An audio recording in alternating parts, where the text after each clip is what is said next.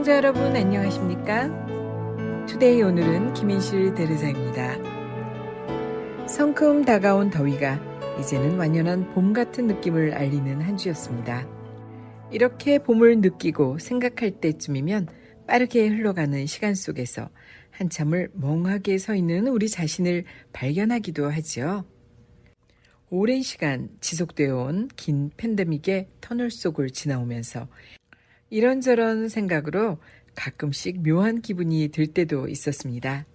물론 이런 것들이 다 생각하기 나름이겠지만 기분 탓일 수도 있을 텐데요.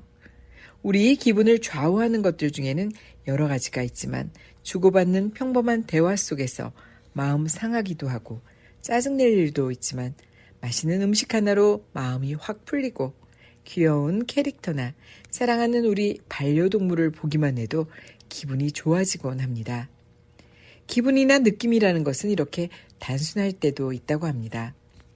만약 지금 엄청 크게 느껴지는 고민과 어려움이 있다면 차분히 앉아 조금 더 생각해 보시고 그리고 시간이 좀 더 흐르면 별일도 아니라는 것을 금방 깨닫게 되는 경우도 있습니다. 때로는 아무 생각 없이 흐르는 시간에 우리의 모든 것을 맡겨보면서 김인실 대르사의 투데이 오늘은 편안함 속에 여러분과 함께 시작하겠습니다. 오늘 만나실 글은요. 멈추어야 할 때, 나아가야 할 때, 돌아봐야 할 때에서 준비했습니다. 하느님이 사람 3명을 창조한 뒤에 그들에게 물어봤습니다. 인간 세상에 가면 어떻게 살겠느냐? 첫 번째 사람이 이렇게 말했습니다. 인생을 창조하겠습니다. 두 번째 사람이 이렇게 말했습니다. 인생을 즐기겠습니다. 마지막으로 세 번째 사람이 이렇게 답했습니다. 인생을 창조하고 즐기기도 하겠습니다. 하느님은 첫 번째 사람과 두 번째 사람에게 각각 50점을 주고 세 번째 사람에게는 100점을 주었습니다. 그리고 세 번째 사람을 가장 완벽하게 빚은 사람이라고 평가하고 그와 똑같은 사람을 더 만들었습니다. 우리가 사는 세상에는 첫 번째 부류의 사람이 많습니다. 대부분 국가와 가족을 위해 나와 남을 위해 치열하게 일하며 바쁘게 살아갑니다. 여기서 간과하지 말아야 할 것이 있습니다. 바로 일에 파묻혀 열심히 산다고 다 행복해지는 것은 아니라는 사실입니다. 다이어트 뷰티 센터의 광고를 보면 흔히 이런 광경을 묘사합니다. 남자가 주를 이루는 회사에서 도시 여성이 동료들에게 뒤처지지 않으려고 밤낮 없이 일에 몰두합니다. 하지만 계속된 야근에 잘 쉬지도 못하고 일한 여자는 결국 몸속의 분비 조절 기능이 약화되어 건강에 적신호가 옵니다. 광고는 의미심장한 카피 문구로 대미를 장식합니다. 열심히 일한 여자여, 진정 행복하십니까? 나 또한 카피 문구를 응용해 이렇게 묻고 싶습니다. 열심히 일한 그대, 진정 행복하십니까? 누군가가 이런 말을 남겼습니다. 요즘에는 미친 듯이 일만 하는 워콜릭을 평범한 병으로 인식하고 있다.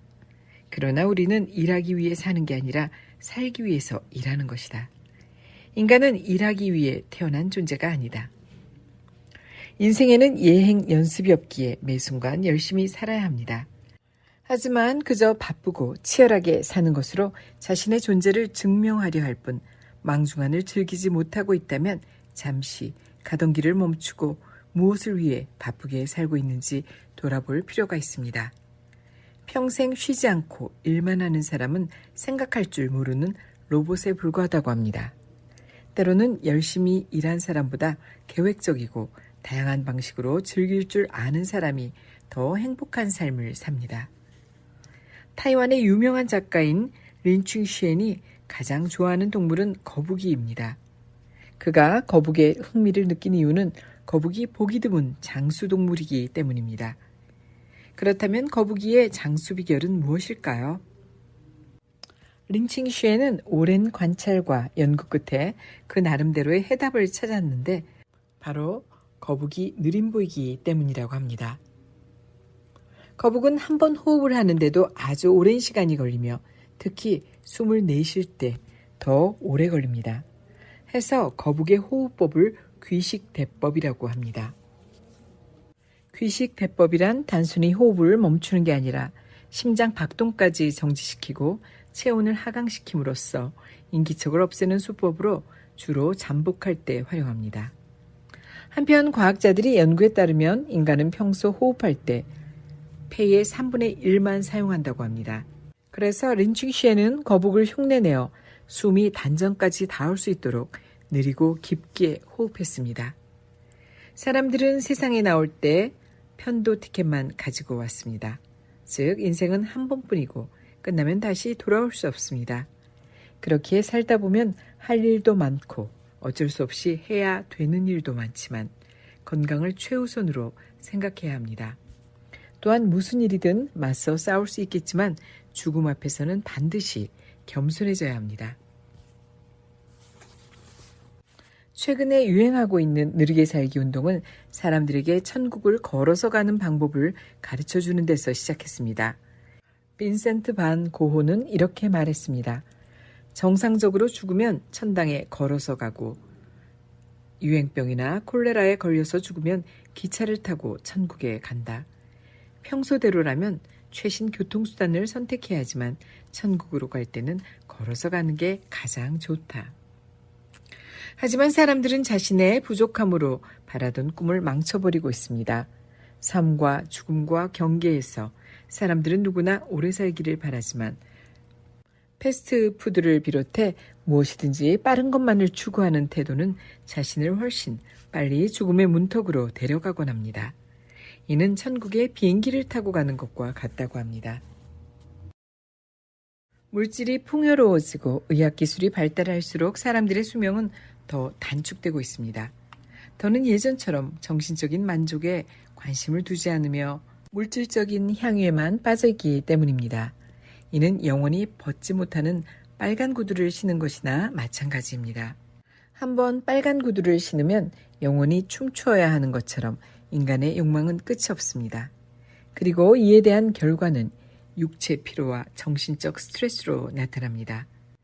또한 인간관계와 돈에 대한 고민, 사회 부조리에 관한 문제는 많은 사람을 돌연사로 내몹니다.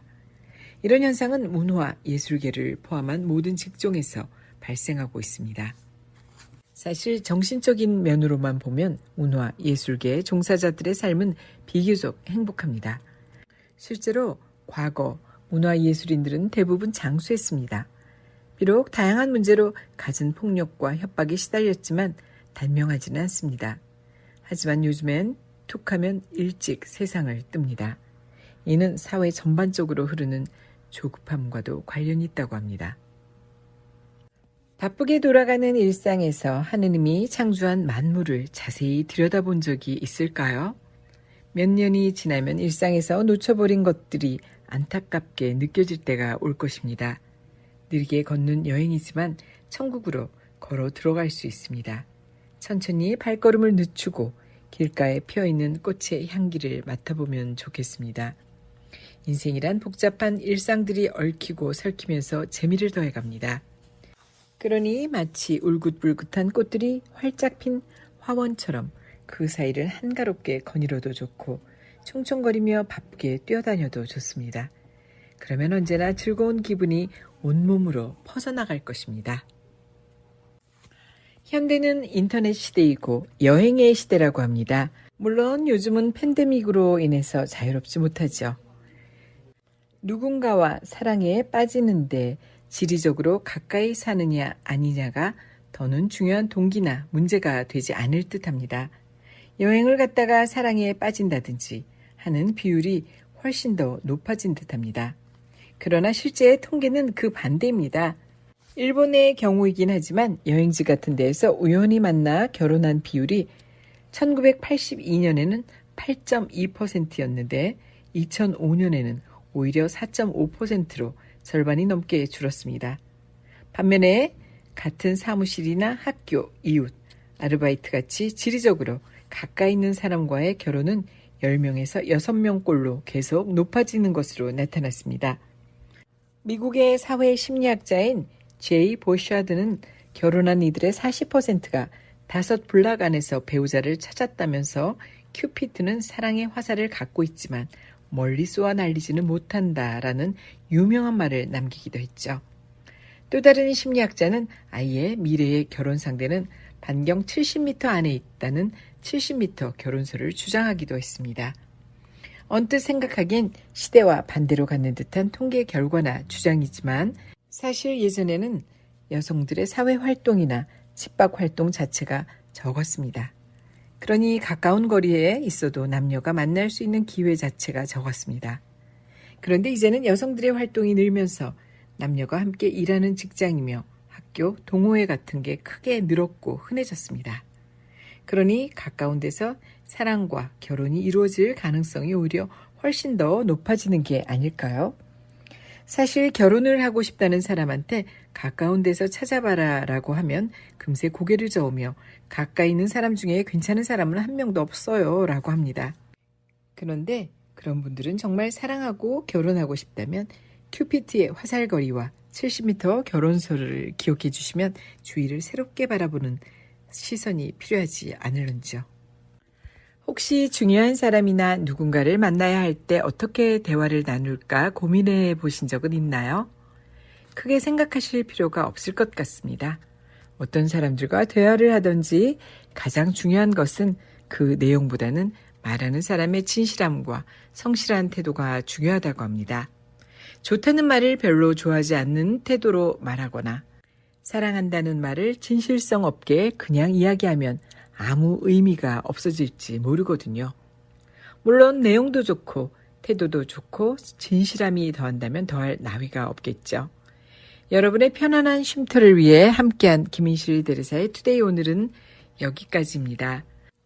오늘 하루 그리고 다가올 한 주 내내 여러분의 기억에 오래 남을 대화들과 기쁨으로 가득하시면 좋겠습니다. 모든 것이 다 아름답고 행복한 2022년 봄날입니다.